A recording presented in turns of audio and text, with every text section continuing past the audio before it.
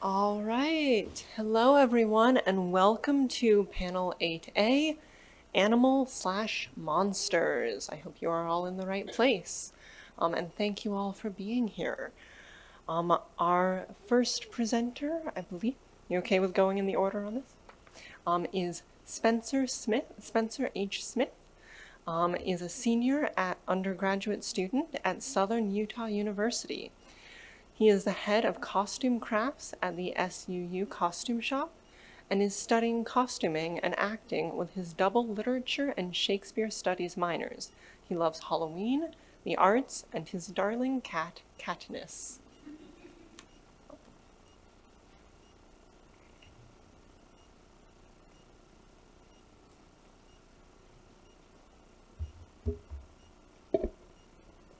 Time to be the short one. Werewolf, subverting expectations of monstrosity and the horror genre in The Werewolf. It's a cold, dark night. A bone-chilling howl echoes through the dense forest where the crooked trees lean menacingly inwards and choke all light from the grinning full moon. You are being hunted by something inhuman. You are afraid. Monster stories, ones that fall under art horror, have a general trend wherein the monstrous are creatures so thoroughly vile and terrifying that the audience cheers when they are finally vanquished by the noble heroes. However, R. Chetwynd Hayes' short story, The Werewolf, subverts what many may consider a traditional werewolf story, that being the story of a monster fueled by an insatiable rage and hunger being rightfully killed by morally good characters, by making this werewolf non-monstrous and a close friend to the protagonist. Furthermore, this subversion flips the script of the horror genre and instead becomes a heart-wrenching tale of humanity's pursuit of violence against an unknown and uncategorizable being for the sake of personal gain. A definition of art horror and delineation of monstrosity is in order before we can delve into the meat of this paper. Noel Carroll's theory of art horror, present in his essay The Nature of Horror, states that the audience's emotional response elicited by horror media is determined by the protagonist's own negative perception to the monstrous. To properly evoke art horror, Carroll states that perception of a monster requires both a determination of physical threat and of impurity or uncleanliness. Carroll uses Mary Douglas's assessment of what constitutes the monstrous impure by defining it as, quote, the transgression or violation of schemes of cultural categorization, unquote. In short, if a creature is defined as an and not as an or, it unsettles the cultural conceptions of beings. Dracula is unsettling because he is both living and dead, man and animal. We begin R. Chetwynd Hayes' The Werewolf by following young protagonist Alan Ferrier and his relationship with the titular werewolf. Right off the bat, we might assume that because the werewolf, although not yet revealed as such, is a, quote, violation of schemes of cultural categorization, and that he is simultaneously both man and wolf, that he will fall into the expected role as antagonist to Alan. However, upon their first meeting, the reader is introduced to the ragged man with a surprising demeanor.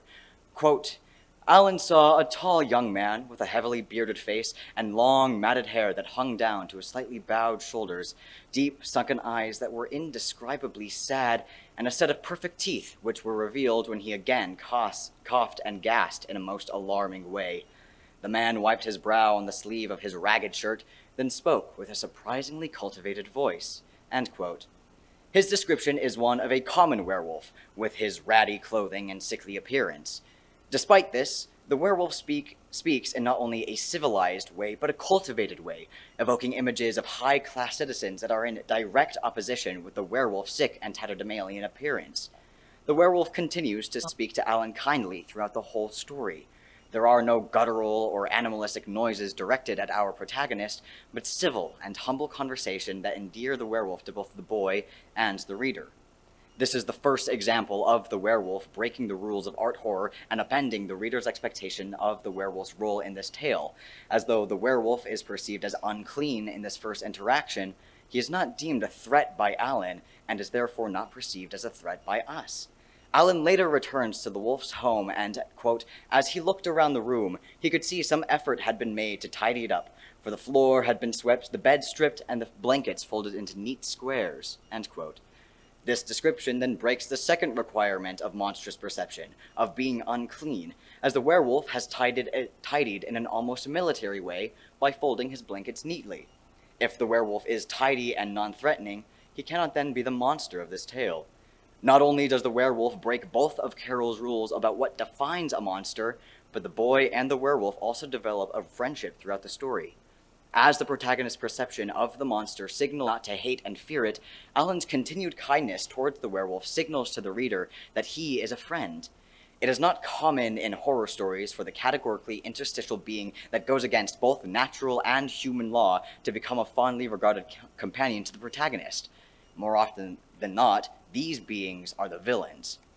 However, Alan's friendship with the werewolf runs so deep that when bothersome neighbor Charlie roars up to the farrier's household, crowing that the wolf is on the moors again and he's going to hunt it down, Alan slips out of the house and makes a mad dash to try and find the werewolf.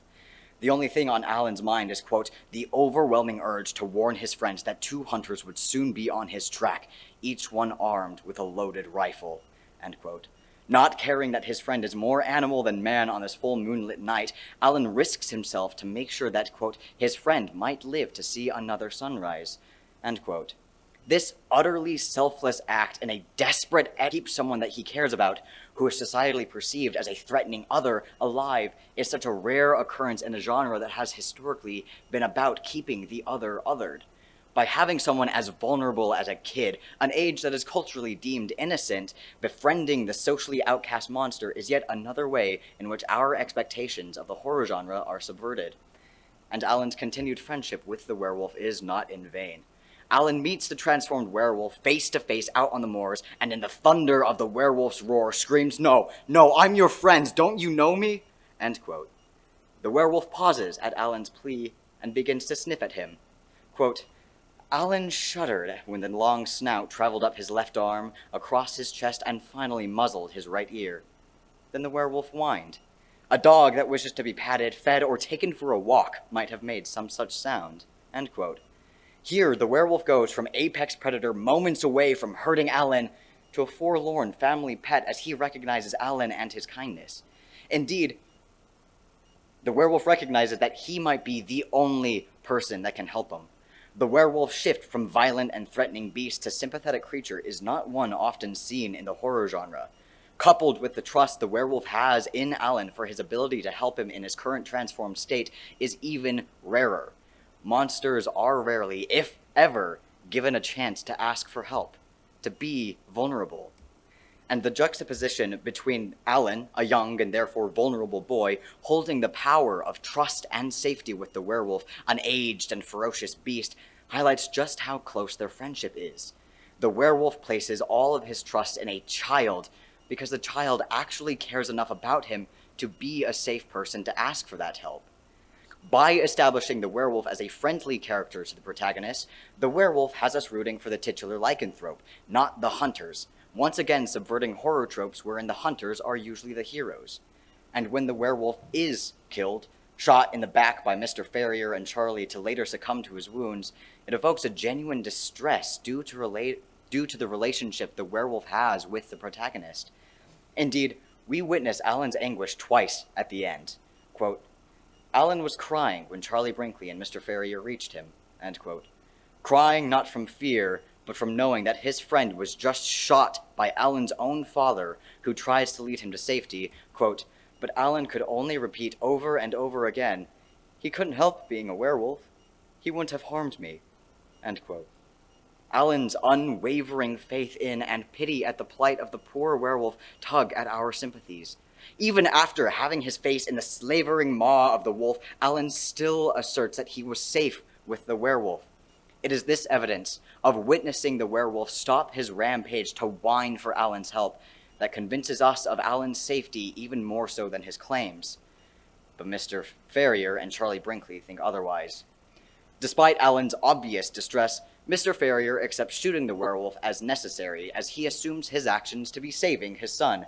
Quote, his father put an arm round his shoulders and said, thank God you're all right, son, when I saw that awful creature so close to you, end quote. Mr. Farrier at least has the human decency to be worried about his son, which is a position to take. To kill something that may directly harm someone they love is a powerful motivator for plenty of other heroes and other stories. Charlie, however, interrupts this tender moment between father and son to gloat. "I got him," Charlie Brinkley interrupted, his voice trembling with excitement. "Right between the shoulders. You'll tell those nincompoops down in the grape and barley corn, won't you?" End quote.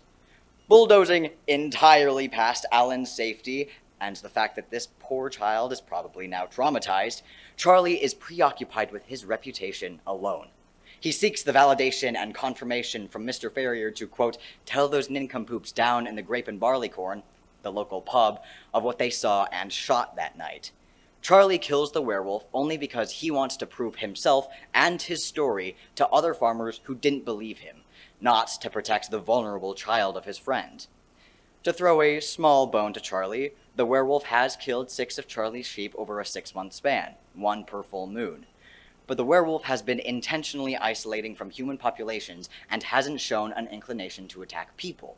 And Charlie isn't gloating about avenging the lives of his sheep or protecting his herd. He's gloating about accurately shooting the werewolf right between the shoulders. He doesn't even place much stock in the other farmers either, calling them nincompoops and thereby asserting himself as above them. His motivations are purely selfish and self-absorbed. And these later shows of selfishness are not a one-time thing, and are seen even when Charlie Brinkley is introduced. Alan's father, Mr. Ferrier, brings Charlie back from the local pub. He is then introduced as, quote, having a hearty, familiar manner which did not go down all that well with Mrs. Ferrier. He sank into a chair, accepted a glass of brown ale, winked at Ellen, and then directed a slightly bovine stare at the good lady, end quote. While also being described as mock-modest on this same page, this barely not stranger to the Ferriers makes himself overly comfortable in their home and unreasonably familiar with Mr. Ferrier's young son and wife, shown by him conspiratorially winking at Alan and ogling the good Mrs. Ferrier in front of her family. Furthermore, Charlie is only interested in talking about himself. During a lag in conversation, Mr. Ferrier asks Charlie to talk about the monstrous dog on the moors. Charlie does so with gusto, giving the bloody details even after, quote, Mrs. Ferrier grimaced and gave the impression that such information was not to her liking. But Charlie was not to be deterred from a subject that was clearly of great interest to him, end quote.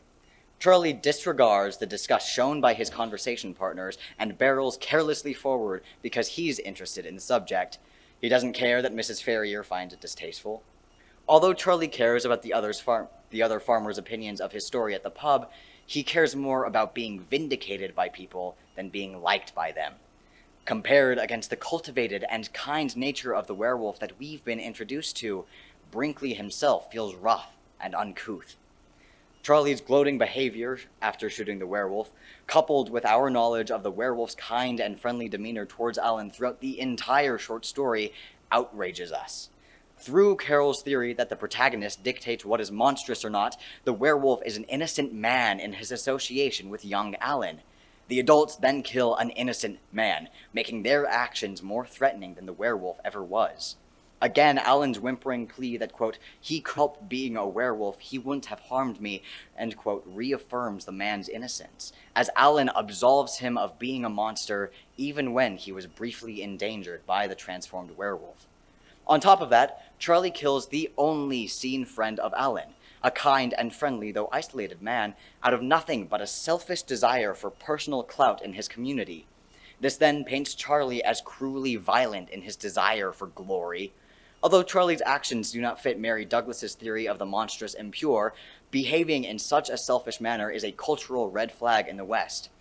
Pride is one of the 7 deadly sins in Catholic and Christian theology, dominant religions and therefore dominant cultural cornerstones across the Western Hemisphere. Behavior is unequivocally culturally impure behavior, and therein lies the impurity for monstrosity to be born.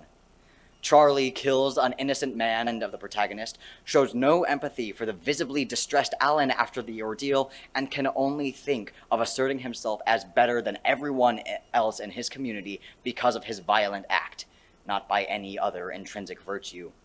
As Carol's tenets for the perception of monstrosity consisting of impurity and threat are maintained, the self-absorbed and brutish Charlie Brinkley then becomes the actual monster in the werewolf, as the kindly werewolf becomes the innocent victim of Charlie's vainglory.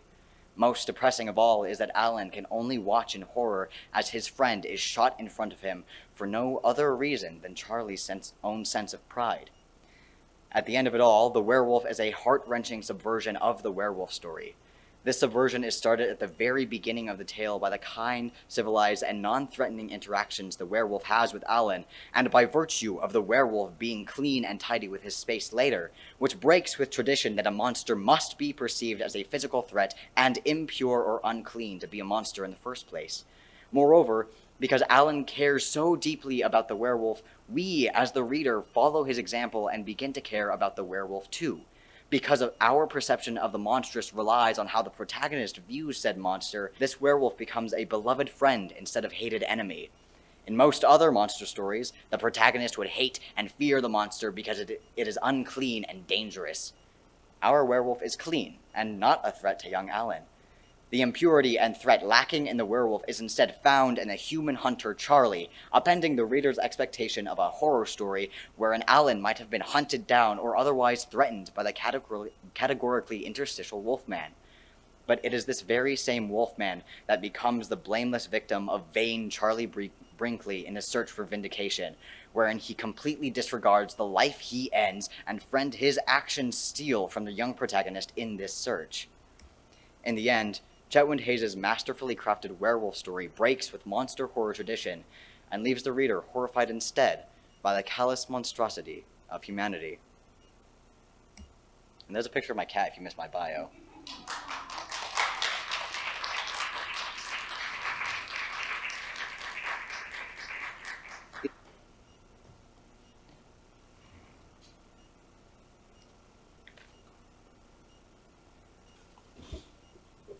That is a fantastic cat, and I think we are all happier for having seen Katniss. So thank you. Those should absolutely be obligatory. All right. Next up, we've got Harold Bosstick. Harold Bosstick is a folklore PhD candidate at the University of Louisiana in Lafayette, where Z is completing Z's dissertation on queer narratives in werewolf folklore and legends. Z's research interests include legend and belief studies, monster studies, the Gothic, and queer and trans theory. Harold is particularly interested in storytelling used by marginalized folk groups to create group cohesion and identity through folklore, pop culture, and gaming. Z is currently working with other co-editors on A Queer Presence, Queer Ghost Lore in Folk and Popular Cultures, an edited collection that examines queer ghost stories, and I imagine many of us are excited to read that when that comes out. I am too. So, Yeah, well, thanks. insider scoop.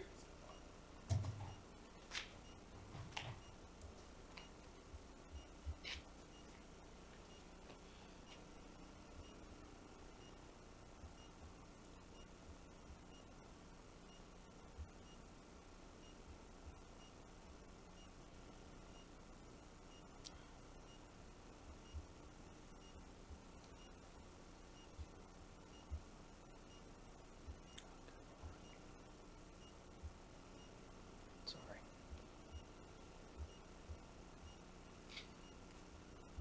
Well, anyway, while the slide's getting up and going, just want to say hi, everyone. And I also want to say that it's pretty fitting that the day after the Super Harvest Moon, I'll be presenting on my topic, which is the Werewolf of Kaltenbrunn and Queered Monstrous Heroics.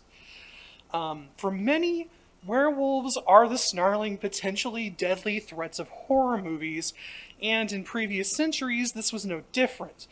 Legends and texts supernatural, like the Malleus Maleficarum, tie lycanthropes to witches and demons, guilt by association. However, one werewolf went on record in a 17th century court to deny these malevolent associations. Thies of Kaltenbrunn paints some werewolves as divinely ordained as God's hounds, for raiding banquets hosted in hell by the devil himself. During these raids, Thies claimed he and his pack would steal food from the devil and his sorcerer guests and return those resources to earthly communities, much like Robin Hood. By making this claim and describing his actions to combat the devil, Thies painted himself and the other werewolves as heroes, even if they did take the forms of wolves. Ultimately, Thies creates a space for werewolves that isn't demonic, but benevolent, one that queers the concept of werewolves held by people of his era. Way too far. Here we go. Okay. This research comes out of my larger doctoral dissertation, which focuses more broadly on the queer elements of werewolf narratives in legend, folklore, and literary texts. Now, when I use the word queer, I'm not necessarily describing the sexual or gender identity of these werewolves. Instead, I use queer in its academic sense, that something is strange and runs counter to normative expectations within a cultural group. Now, get ready for your bingo. Jeffrey Jerome Cohen argues that monsters like werewolves represent the erosion of fixed understandings and definitions because they, quote, resist any classification built on a hierarchy or merely binary opposition, end quote. Monsters make things strange because they don't fit and can't be made to fit within a single definition created by society. Queer theorist Judith Butler makes a similar argument about the socially constructed nature of gender, that gender requires new ways of interpreting how society creates gender through a set of touchstones for performing identity. Additionally, Butler writes that this definition of what constitutes gender is a negotiation between the individual and their community, making it socially constructed from behaviors, dress, and other actions that are associated with one gender over another. Werewolves, as creatures that are both human and animal, that slip between these two states in various degrees, possess identities that become fluid and unfixed. They mix aspects of the two halves of the binary. Cohen also argues that monsters represent a repressed desire for something other than the normative, acting as both the definition of other and outsider, hence in those definitions. It also represents the hidden want to break away and experience something different than the socially accepted experiences of life. Werewolf trials, then, provide a rich area to explore the werewolf's ability to break down boundaries, disturb binaries, and defy definition. For instance, werewolf trials were a legal performance that reinforced the connections between werewolves, witches, and demons. Texts like the Malleus Maleficarum by Henricus Historius and Jacobus Sprenger, and the Daemonology by King James VI, describe werewolf transformations that resulted from humans hallucinating from the influence and spells of witches and demons. These texts claim demons will create illusory visions for the targeted human who would perceive their transformation as real and behave accordingly. Unsurprisingly, then, werewolf trials grew out of the European witch trials, beginning in the 15th century and lasting through the 17th century. Despite that over 2-century time span, Willem de Blecourt estimates that, quote, the total number of prosecuted werewolves in Europe probably did not exceed several hundred, end quote. Jane P. Davidson and Bob Canino trace werewolves back to 1423 in northern Switzerland near the city of Basel, where a trial featured a witch accused of riding a wolf. De Blecourt describes a late 16th century witch trial too in a Dutch community called Amersfoort that connected male witchcraft to werewolves, with the women of a family turning into cats and the men into wolves. This connection between the werewolf and the witch forged a cultural association of lycanthropes as evil. This malevolent perception of werewolves was made stronger by 2 werewolf trials that have informed a number of modern iterations of the lycanthrope. The 1589 case of Peter Stub, the werewolf of Begburg, Germany, and the 1603 case of Jean Grenier, a French teenage werewolf. Both Stub and Grenier were tried and convicted of murdering people, and even reportedly admitted in court that they used wolf skins given to them by the devil himself to transform into wolves to commit these atrocities. While each of these 3 cases, when contrasted against these of Kaltenbrunn, Stub and Grenier are villains. While each of these three cases addresses the demonic associated werewolves, they also provide different routes toward queer potential. Stube and Grenier in their blending of sex, desire, and violence, and Thies with his pious lycanthropy. Ergo, these trials reveal much about what European people of the 16th and 17th centuries believed about werewolves. For Stube, his actions were deeply rooted in the queer mingling of pleasure and pain by George Bors, the author of the pamphlet that describes the trial and that was published soon after the trial. According to the pamphlet, Stube spent 25 years murdering people in Germany before he confessed to being a werewolf and was executed on, of all days, October 31st, 1589. Bors explicitly ties Stube's murderous nature to pleasure and desire, claiming Stube was granted the ability to transform after his, quote, request that at his pleasure he might work his malice on men, women, and children in the shape of some beast, end quote. Bors continues that the devil provided Stube a girdle of wolf skin that allowed him to transform. And Bors states that Stube, quote, was exceedingly well pleased, and the shape fitted his fancy, and agreed best with his nature, being inclined to blood and cruelty, end quote. In a similar vein, Grenier's lycanthropic murders were tied to pleasure and pain, as described by French judge and theologian Pierre de L'Ancre in his 1612 book On the Inconsistency of Witches.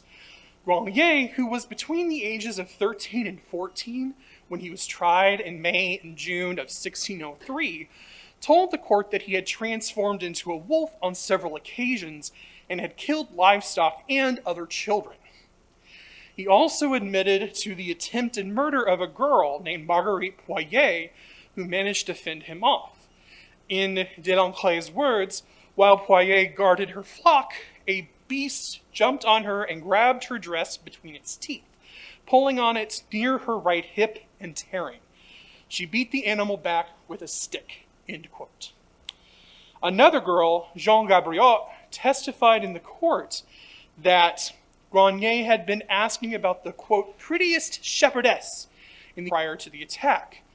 When she asked Grenier why and who was the prettiest, she said his response, quoted by de L'Ancre, was, quote, because Grenier said, I want to marry her, end quote. After being found guilty of the crimes, according to de L'Ancre, Grenier was exiled to live in a monastery instead of being executed due to his age. He was confined there for life under threat of execution if he left.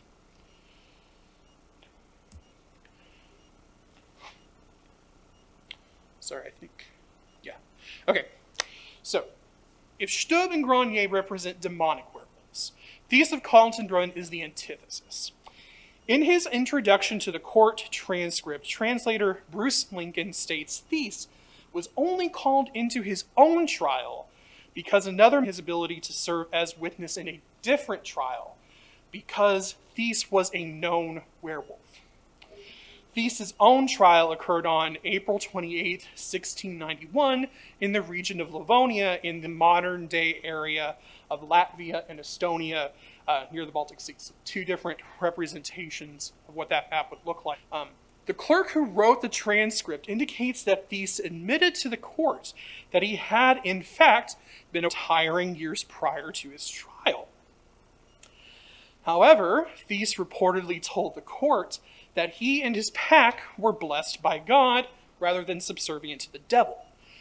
Just like Stube and Grenier, Thies said that he and other werewolves he ran with would put on wolf pelts to change shape and would occasionally consume livestock from nearby, though these werewolves cooked the meat rather than eat it raw.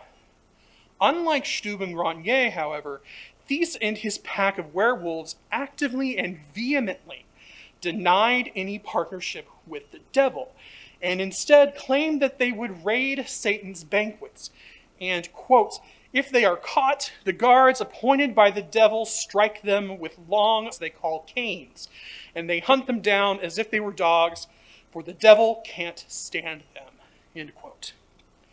Additionally, Thies calls himself and his fellow werewolves, quote, God's hounds, for stealing back not just meat, but also grains like barley, oats, and rye, which shows a desire for something other than the mere flesh for these werewolves.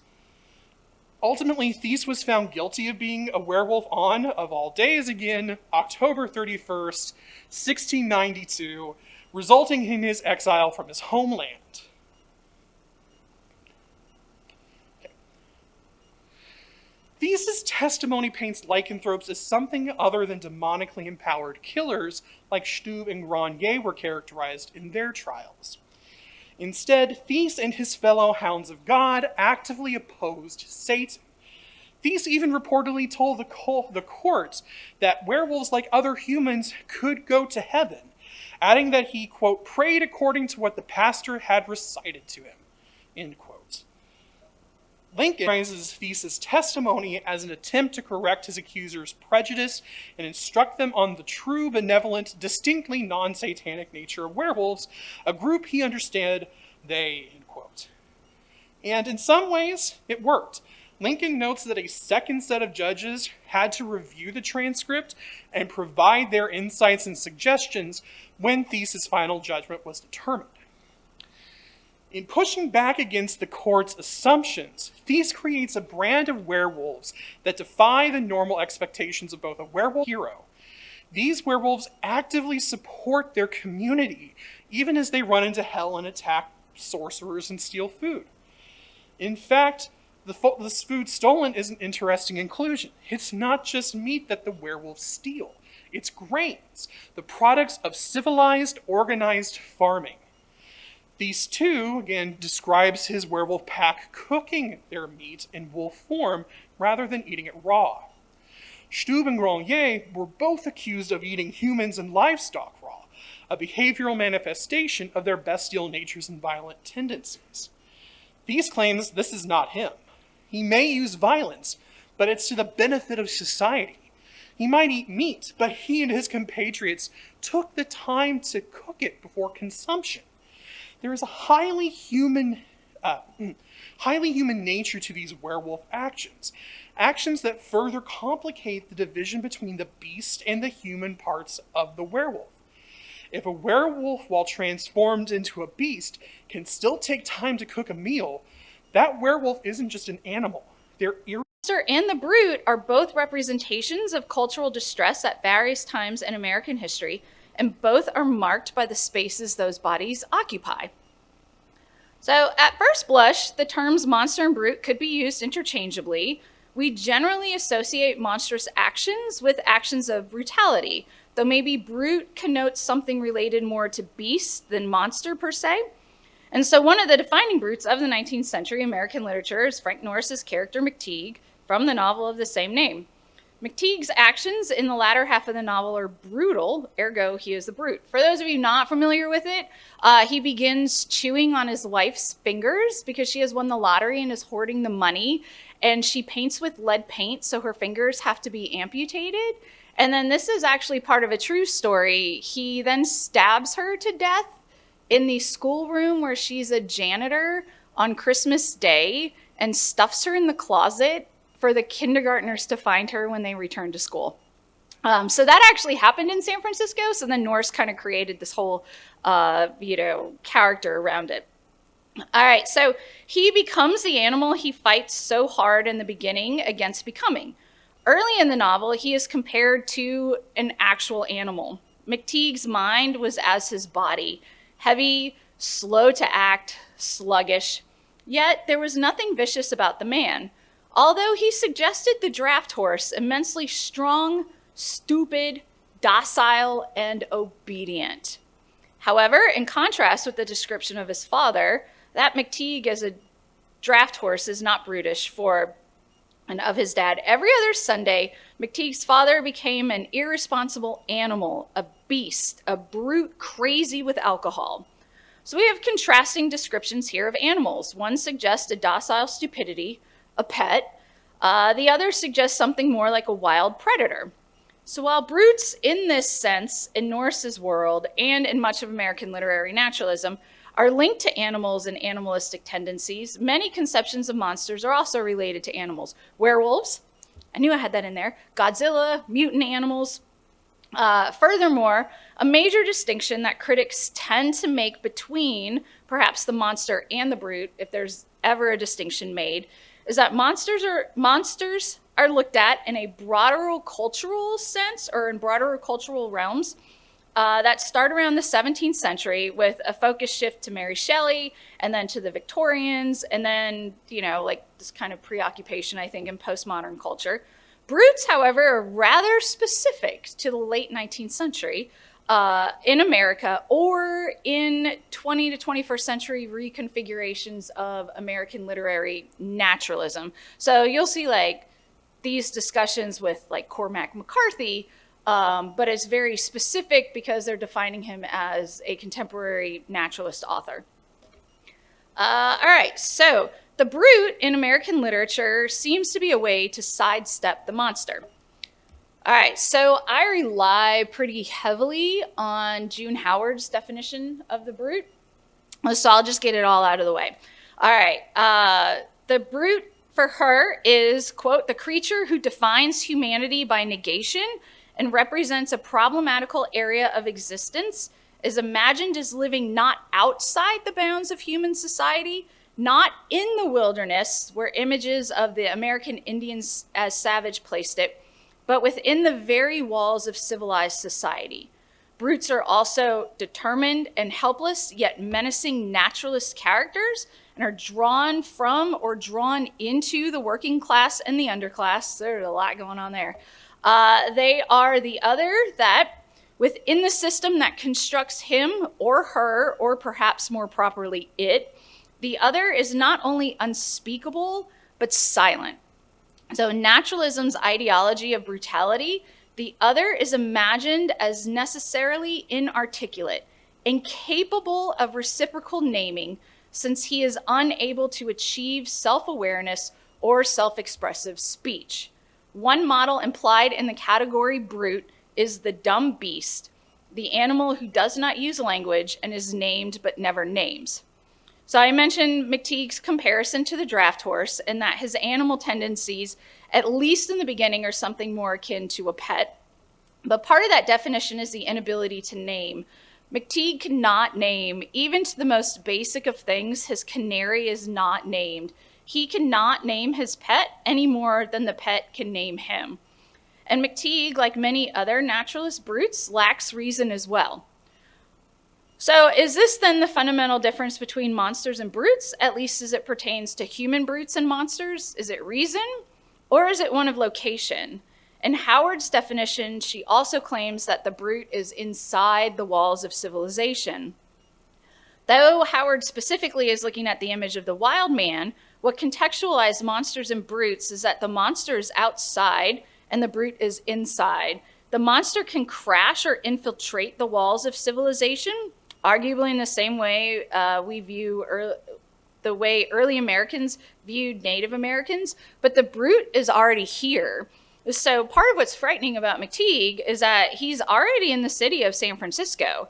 His atrocities are what they are because he's been among us the whole time. Unlike McTeague's contemporary Dracula, right, who comes from without. So Stoker's Dracula was published just 2 years before Norris published McTeague. I don't have any evidence, any hard evidence to show that Norris read Dracula, but the point is that the type of monster that Stoker was writing still had its presence in the cultural cosmos and was like the across the pond way of dealing with similar cultural anxieties. I know we had like a whole panel dealing with this. And Norris has his own vampire character in McTeague in the form of Zerko. So, as we know, because we're at this conference, there are several definitions of monsters. And as I relied heavily on Howard for the foundation of my brute, I am relying pretty heavily on Jack Halberstam, skin shows, because it does extensively link monsters to bodies. I know there are others, but I'll just cop to being a fan of Halberstam too. All right, so Halberstam argues that the monster itself is an economic form in that it condenses various racial and sexual threats to nation, capitalism, and the bourgeoisie in one body. Furthermore, in the horror film, the monster must always fail to be monstrous enough, and the horror therefore depends upon the explicit violation of female bodies as opposed to simply the sight of the monster, which, I mean, that McTeague does do that, right? Like, he horribly violates his wife's body, but Zirko's is just as horrific. And the definition or description with which I'm most concerned for the character of Zirko is the vampire. The vampire exhibits all of the stereotyping of 19th century anti-Semitism. The anatomy of the vampire, for example, compares to remarkably anti-Semitic studies of Jewish physiognomy, peculiar nose, pointed ears, sharp teeth, claw-like hands, and furthermore, in Stoker's novel, Blood and Money, Central Facets in Anti-Semitism, mark the corruption of the vampire. So, Zirko, I don't have a picture of him, and his wife Maria, by Halberstam's first definition, are the embodiment of the monsters in Norris's novel. And to rank the two, Maria, in the end, is the least monstrous. Her monstrosity is centered in her brain with the memory of the gold service and her fixation on it, her constant retelling of the story. Her indiscriminate Latin blood, as Norris varies the countries from which Maria originates, in part because he doesn't care enough to try to remember where he writes her from. For Norris, that makes her the other. Therefore, she is suspect, she is dirty, and she is a threat. She is a threat to the residents of the apartment building collecting their junk to sell. She comes from without the building. She takes what she wants and annoys the residents to the point of worry so that their consent to her taking things is not consent at all. She knows enough not to ask McTeague for any of the gold filling for his work. She just steals from him, and McTeague is too slow to catch her or figure out that she has stolen from him. However, after the stillbirth of hers and Zirko's child, she becomes sane, for lack of a better term, and thus significantly less threatening to the people from whom she previously stole. She no longer speaks of the gold service of her family and has no recollection of it. Part of her mind is erased as a way to deal with the trauma of her dead child. However, though the residents of the apartment may not be threatened by her anymore, Maria's lack of mania of the gold service makes her a monster in her husband Zirko's eyes. Her purpose and presence for him is in finding that gold service, but her changed memory threatens that, and thus he kills her. So Zirko is both monster and monster killer. That is, as his wife has become monstrous to him. Norris paints Zirko as a monster because he is Jewish. He is the embodiment of Norris's anti-Semitism, and because of his ethnicity, Zirko's monstrousness is already apparent and accepted. Everyone knows who he is. Maria does business with him until they are married, and Maria, aside from her own monstrousness, is the bride of the monster. But what solidifies Zirko as a monster is that in his murder of Maria is horrific. He slits her throat so completely that she's nearly decapitated. So the way that Norris depicts Zirko is in line with the anti-Semitism of the late 19th century vampires, particularly Stoker's conception. So this is Norris's description of Zirko. He was a Polish Jew. Curiously enough, his hair was fiery red. He was dry, shriveled old man of 60-odd. He had the thin, eager, cat-like lips of the covetous, eyes that had grown keen as those of a lynx from long searching amidst much of the debris. Oh, I got something wrong there. And the claw-like prehensile fingers, the fingers of a man who accumulates but never disperses. It was impossible to look at Zirko and not know instantly that greed, inordinate, insatiable greed, was the dominant passion of the man. He was the man with the rake, groping hourly in the muck heap of the city for gold, for gold, for gold. It was his dream, his passion. At every instant, he seemed to feel the generous, solid weight of the crude, fat metal in his palms. The glint of it was constantly in his eyes. The jangle of it sang forever in his ears as the jangling of cymbals.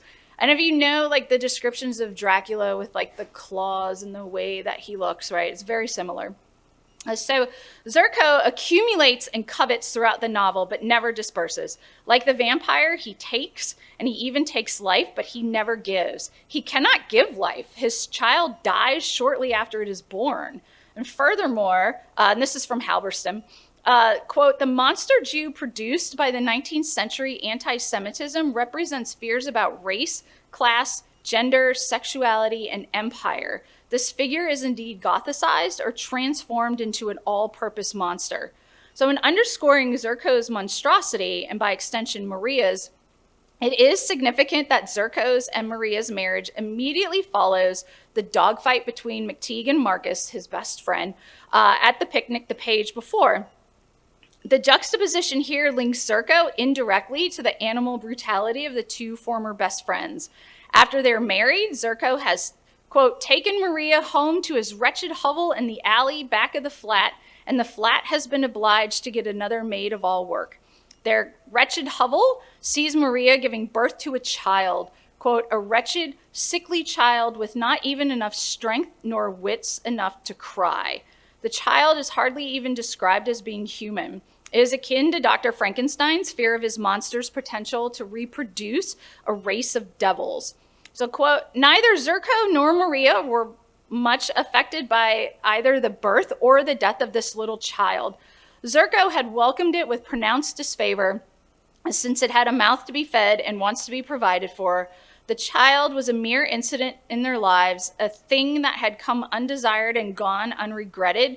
It had not even a name. A strange hybrid little being combining in its puny little blood the blood of the Hebrew, the Pole, and the Spaniard.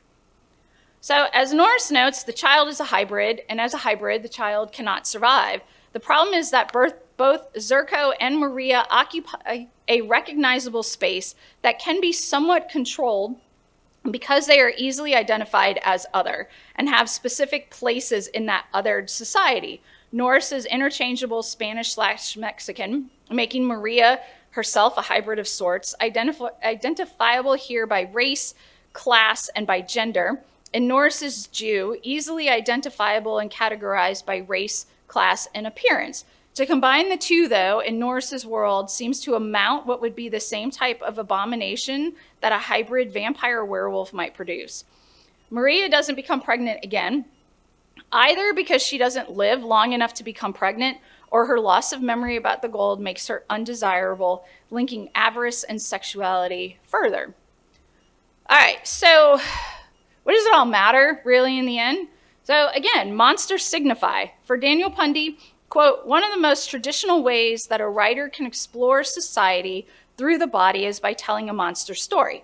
Contemporary theory, as well as popular culture, is clearly in sympathy with the monster's goal of revealing social disunity through body multiplicity. The monstrous body is assured of meaning because of its participation within a nexus of traditional assumptions about nature and humanity. The grotesque body becomes a symbolic representative of life in general. So by this logic, it seems that McTeague could be both a brute story and a monster story. So what does that mean for today? Like, where am I even going with this? Like, I feel like I have to start with McTeague to try to figure out what these terms mean. And so it means that the lines are blurred, and the distinction then is perhaps simply one of time and place. It means that the brute and the monster coexist. Earlier, I had suggested that maybe reason was perhaps a separating factor, because the brute had none. But does the monster? Can the monster justify its actions? McTeague murders because the tenets of naturalism say that he must because of the animal he becomes. Zerko murders because he can no longer get what he wants. And all three characters are defined by their bodies and the spaces those bodies are relegated to and occupy. So I wanted to try to tie this back into some contemporary stuff. Okay, specifically and selfishly, like what I'm reading now. And so like I was trying to parse out how this might work, like in The Only Good Indians and The Girl in Red. Are Lewis, Ricky, and Gabe and Cass brutes for the slaughter? Are they monsters for justifying the slaughter? Is Lewis human for wanting to repent? Are they monsters when they are off the reservation, or are they brutes when they're on the reservation because they are within? And Red also occupies this weird space that's defined by her body. She is a paraplegic. She is biracial. She's younger. She's a lesbian, or she's not sure if she's a lesbian, but men tend to fetishize her prosthetic legs, so she's not sure. But in any case, right, is she brutal in her throat slitting of the men because she's trying to save a young girl? So these classifications have very real-world ramifications. Springfield, Ohio, Israel-Palestine, gerrymandering, borders, attacks on Harris's gender and race and ethnicity. The people we don't like are the ones who don't look like us, whoever that is. That us calls them monsters. The ones who do look like us are brutes, and we tolerate them because we don't want to face the consequences of our own lack of humanity. And we must create the others so we don't have to deal with who we actually are. Like, I don't know how to parse all this out. And I'm like almost done. So basically my conclusion is I don't know how to write myself out of this story. And this sounds really dramatic, but I feel like the fate of the world kind of hinges on being able to recognize the difference between the monster and the brute. And maybe in doing so, we can all be a little bit more humane. And now I get off my soapbox. All right, thank you. I did have one last slide. So.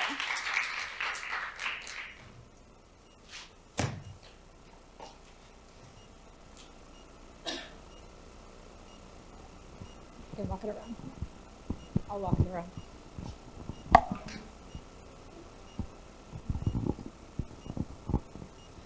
Thank you guys all so much for incredible presentations. This is a great panel. I had a question for Harold about werewolves. And specifically, I'm curious about the gendered dimension of the werewolf, especially in this historical media. I think our culture often represents werewolves as wolf men or as male. And I was really struck by how you narrate this family narrative in which the men are turned into wolves, but the women are turned into cats. Not to bring up Scooby-Doo on Zombie Island, but I do feel like there is this were-cat narrative associated with women. So I'm just curious about historically, what are the ramifications of this sort of masculinity being somehow inherent to the classification of werewolf? Yeah, that's a great question, because the werewolf tends to be very gendered as masculine. My dissertation looks at everything from ancient Greek texts to Norse sagas, and almost exclusively these are males who are turning into these werewolves. So that history element there kind of forces in some ways that gendering of werewolves as the masculine. But one of the things that I find very fascinating is how that changes, especially in a lot of contemporary elements. Biggest thing that comes to my mind, thinking of werewolves, thinking of literature, Patricia Briggs and paranormal romance, where a lot of the female characters who are in these spaces tend to be female werewolves, and take on that whole notion of, how do I function in this highly masculinized society, in this highly masculinized pack? Because packs themselves tend to be very hyper-masculine spaces. Again, thinking about the historical view of this, packs of werewolves, again, kind of built off of that discredited notion of the alpha werewolf and all of those elements tying into that hierarchical, patriarchal system. So while that historical element really tends to masculinize the werewolf, a lot of the shift has started to happen in this contemporary space of literature, especially like I've seen in paranormal romance. So hopefully that answered the question.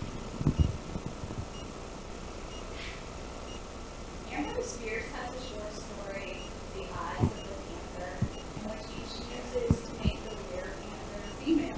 Yeah. I never really thought about it as being that gendered. I think, because even I think somebody mentioned Angela Carter in the last panel I went to. One of her short stories is the retelling of Beauty and the Beast. The woman turns into this werecat creature, rather than in to the wolf-like masculine character. So yeah, the whole notion of cats being the feminine, wolves being the masculine.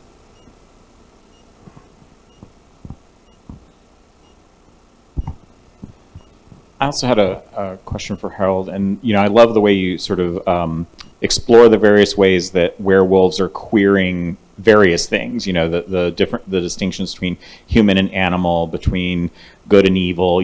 But one of the things that I'm curious about in the larger project, because in exploring sort of the moral aspect of the werewolves, it also seems to pose a threat to various theological notions, right? The fact that these werewolves are not doing the devil's bidding, that they may in fact be doing God's bidding.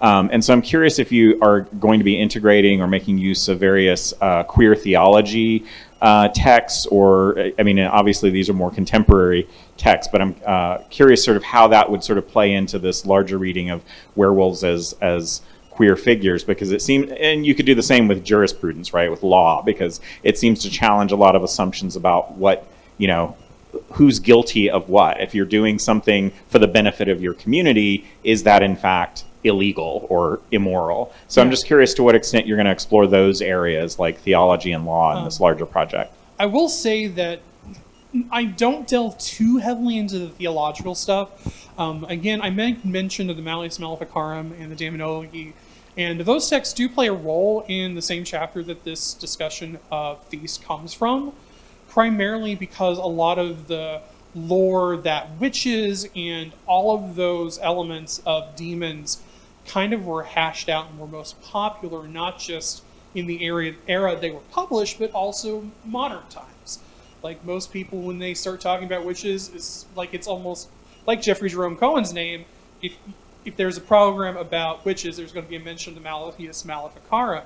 So those elements, which are highly theological, built off of understandings of different passages of Scripture and interpretations and analyses by even people like St. Augustine, come up in those texts.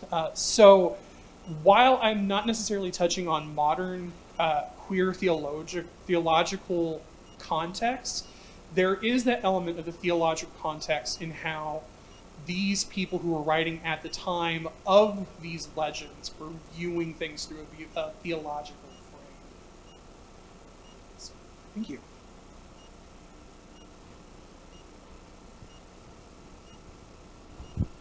Thanks for such an interesting panel, all three of you. Nicole, I wanted to ask a little bit about the gender dynamics of the brute. Because it seems like to be very gendered masculine as well. But then we see in I don't know if you, it's obscure even for early Americanist novels, but or Charles Brockden Brown's Ormond. Oh, for sure, yeah. With Martinet, so it's this female soldier who is sort of seen as sort of the opposite of Constantia, and whereas Constantia is incapable of violence even to defend herself, Martinet is shown as having been a soldier and being kind of physically brutal. So I don't know if there's other examples of female brutes that you would think of, or that could be interesting to sort of trouble the waters here. But which sorry. just adds more murkiness to your sort of puzzlement at the end, which is great. I love to see an argument completely unresolved, but it's exciting. Oh, thank you.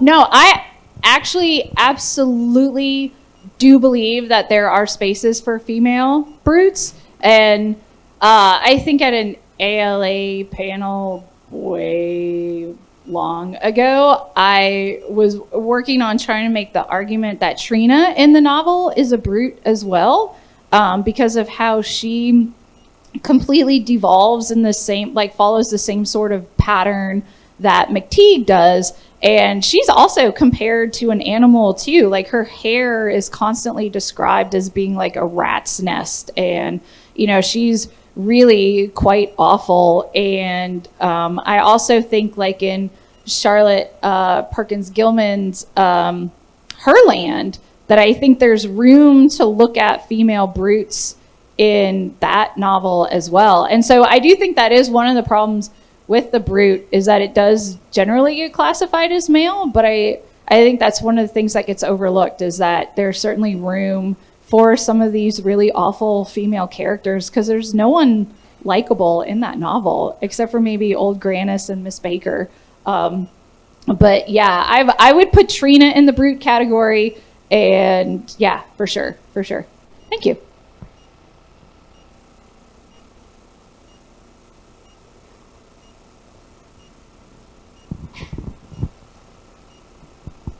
Thank you.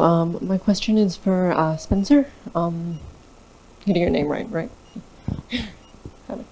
I wanted to ask about the representation of almost disability or sickliness in the werewolf, and how that seems so integral to the safety, to the werewolf not being treated as a threat by the protagonist. And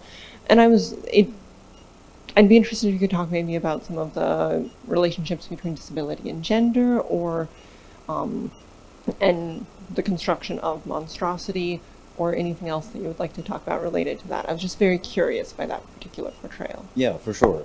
The werewolf is depicted as getting sick closer to the full moon. So when Alan stumbles across him, it's like 2 or 3 days. It's 3 days, I remember specifically, from the full moon, and he's described as it being almost at like death's door. He's pale, he's sick, he's stumbling out into the light from his abandoned like home, and he's too weak to go to the grocery store. But Alan finds him and befriends him and is like, "Hey, I can go grocery shopping. Like, if you give me £5, I'll run to the store." And so the friendship is formed by the werewolf's like inability to take care of himself in that moment, and Alan does go out and buys food and stores for the werewolf to have, but after the full moon, Alan returns to the wolf's home and he's in like perfect health. He seems really like boisterous and happy and more willing to talk about himself. I'm not sure I have too much to say about like the correlation between the disability and the sickliness of the werewolf the closer it gets to the full moon, because it is a cyclical thing, and it mirrors the almost menstrual cycle of somebody, that the closer you get to it, the worse you feel, and then it finally happens, and you're like, oh, that's why I was crying about spilling my soda. But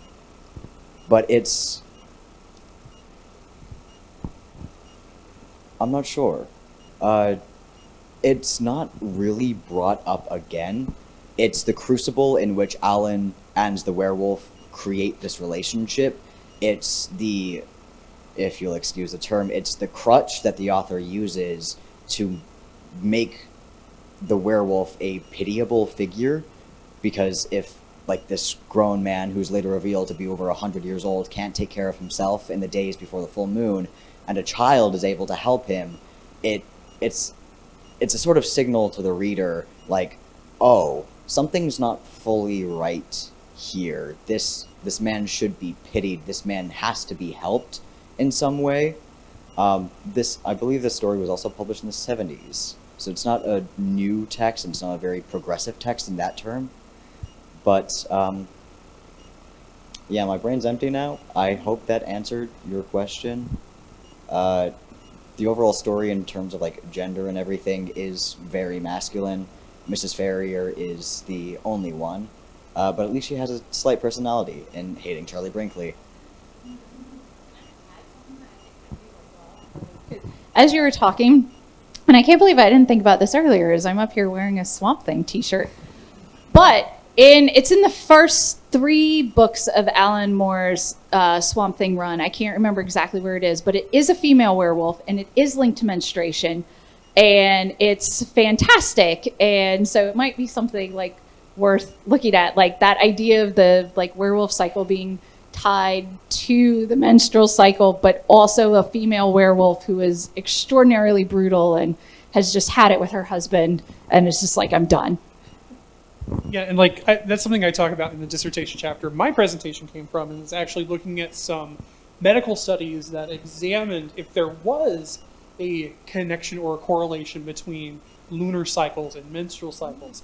And most of them, when they started digging through the data they collected through their research, noticed like a slight marginal correlation between everything, but it was not statistically significant. And one of the studies even found that like day of the week mattered more than lunar cycles in the determination of menstrual onset. So it's something that I think is built into werewolf narratives from like a cultural association of the moon itself with being feminine, but is not necessarily like scientifically backed up, even though they notice slight connections, but nothing statistically that works fully to explain it. Have y'all ever seen the movie Ginger Snaps? I was sitting in my seat, wiggling and kicking my little feet like, there's a movie about this. I'll just quickly add for anybody else who's interested, another kind of connection between menstrual cycles and something like werewolves, but back to cats, is a comic called Man Eaters by Chelsea Kane that came out a few years ago. And yeah, just to add into the like little bonfire we're building here. I think I have a suggestion for all of you, and Nicole, this is your fault for putting Stephen Graham Jones up there. I think all three of you should come back next year and do a panel on mongrels, because then you get the werewolves, but it also kind of goes back to this question, Nicole, that you sort of raised at the end, is sort of, you know, I appreciate how you make the distinction between monsters and brutes, but then you sort of ask this question, does that definition change depending on sort of your context and cultural things? I feel like that's one of the things that Jones does really well, is he questions these sort of boundaries, because we think of a werewolf typically as a monster, but when you look at something like mongrels or even, you know, The Only Good Indians, he keeps raising this question of, well, aren't there brutes among the werewolves? I mean, not all werewolves are the same. And Harold, your paper sort of made the same point, right? There are different kinds of werewolves. There may be evil satanic werewolves and also godly good werewolves. And I think Jones kind of keeps raising these issues too, that even within the community of werewolves, which are in that book obviously are sort of metaphors for Native American society, right? And that within there are different types of werewolves. And so I feel like that novel kind of hits all three of your, you know, sort of subjects in interesting ways. And so I'd really love to hear, if all three of you have read it, I'd love to hear your thoughts on that. But if not, come back and do it next year. Actually, that is a great point to bring up, because one, especially to your idea of the different types of werewolves that can exist, one of the things that I love about that novel is how the narrator talks about himself in terms of identity, because there are those chapters where he refers to himself in the third person and instead uses a label of some kind, whether that is how he fits into his family or what his current fixation is from school or what his planned future occupation is. So like the whole notion that he is in this nebulous kind of teenage state anyway, but it's also dealing with, am I actually going to be a werewolf? And am I actually going to be this thing that I'm currently obsessing about? So that's really fascinating. Also, ask me after the panel about how and why I think that narrator is a trans man, because that is one of my current obsessions and is actually going to be in my dissertation too. So yes. So yeah, thank you. I actually haven't read it yet, but I am teaching it in a week and a half. So I will be reading it very, very soon, which is why I was fixated more on The Only Good Indians, because I had just taught that and we were trying to work through some of the, the brutal nature and who occupies what space where and why does it matter. John won't do it, so I'm going to give him a plug. John gave a brilliant paper on mongrels last year on our Monstrous Queer Bodies panel, so check that out on the Festival of Monsters YouTube channel.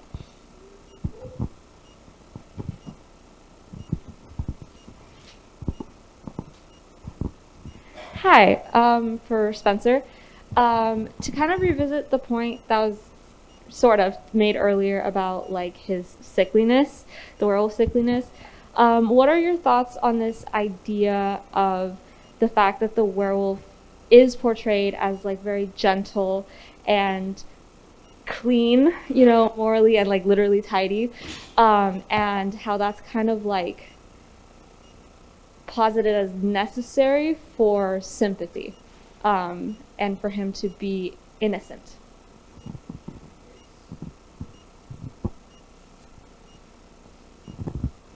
It's kind of, at first, like, read through. I read this short story and I loved it.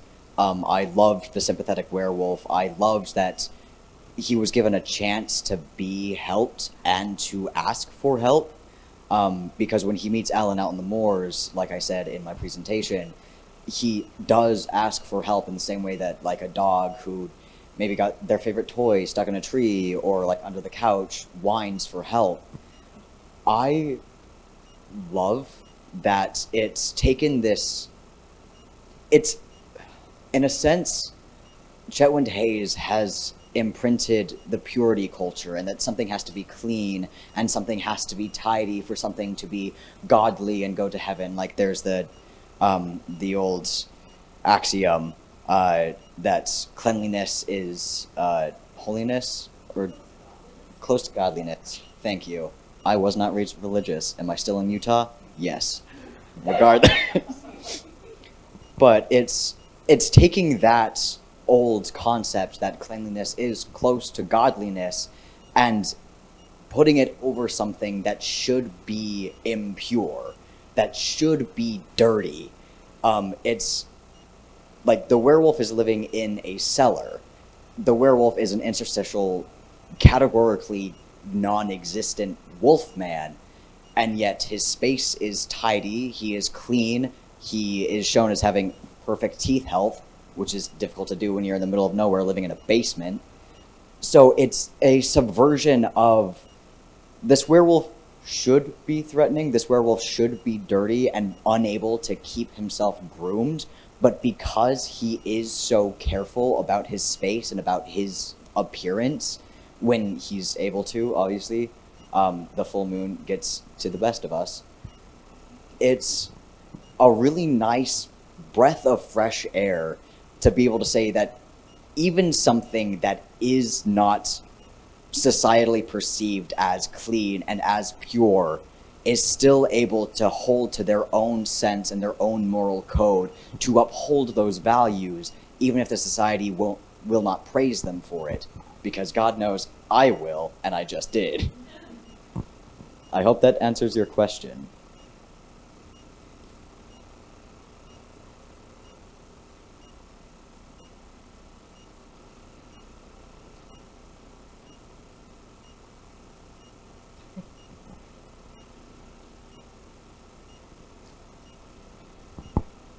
Excellent. I was hoping to have a chance. I've got two more questions. Nicole, I've got one for you. I was really interested in the very bodily sort of aspects of the monster and the brute, and the way that they seem to be both similar in some ways, but also different. And I was just wondering if you could talk a little bit more about how located in the body those concepts are. Ooh, that's really good. I think at least in the early stuff, or particularly as it like pertains to naturalism, so I'll start there, like the body is usually related to some sort of animal. It's almost always an animal. I think that's one of the reasons why maybe like Trina gets overlooked, because she's not exactly called a rat, but you know, she lives in filth, and so I think that that's like one of the biggest distinctions, is that it's not like a hybrid animal, right? So like no one would mistake McTeague as being like a centaur, right? Like half horse, half human. But I think but he's also not othered, like physically either. He's just a blonde-haired white dude who happens to be really big. And I think that probably is one of the things that classifies the difference, especially in body, and why maybe the appearance is what makes it so threatening, because they're inside already, right? Like the monster is clearly out, and I think had I formatted my paper a little bit better, I think that was really, because there is no real like physical thing like in the Only Good Indians that necessarily marks the four men as either brute or monster, because they all kind of look like each other, except for when they get out in the world, right? And then Lewis is very noticeably native, and they've got the two natives at the post office. But I think that classification comes from like where they are. Are they the thing that comes from without and can break in, or are we horrified by the body that's already here doing these horrific things that maybe looks more like us, which is also preoccupation of like all American literature, right? Like the call is coming from inside the house. And that's what makes McTeague so much more threatening to the people in the building than like Zerko or Maria ever were. They were just monsters, I think, to each other. So I don't know. Does that help? Yes, that does, and I find that a really interesting distinction. So thank you so much for that. Thanks. I know we have just a few minutes left. Is there anyone else? Cool, then I get to ask my last question. Harold, it's for you. I was really interested in the werewolf skins from the early trials, because that reminded me so much of Selkie mythology. And as a folklorist, I was wondering if you could talk a little bit about that. Sure thing. Because this actually, I hate to keep coming up to my dissertation, but that features into the earlier sections.